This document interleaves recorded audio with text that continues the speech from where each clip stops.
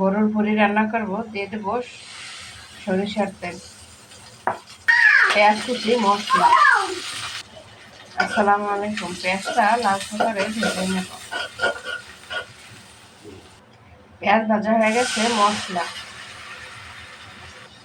মশলাটা ভালোভাবে কষিয়ে নেব।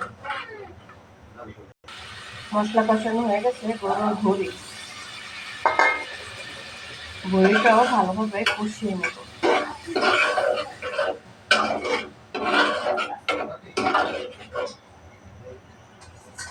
ইলিশ মাছ ভুনা করবো। ইলিশ মাছ ভুনার জন্য দিয়ে দেবো সরিষার তেল। তেল গরম হয়ে গেছে। পেঁয়াজ কুচি, কাঁচামরিচ, পেঁয়াজটা ভাজা নেব। পেঁয়াজ ভাজা হয়ে গেছে। মশলা কষানো হয়ে গেছে। ইলিশ মাছ কষানোর জন্য ঝোল,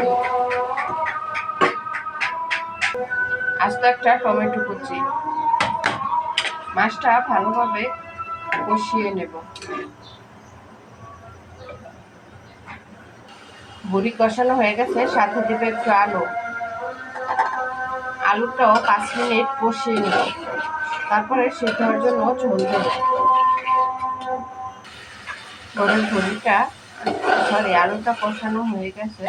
দেখুন কালারটা কত সুন্দর হয়েছে। সিদ্ধ হওয়ার জন্য দিয়ে দেবো ঝোল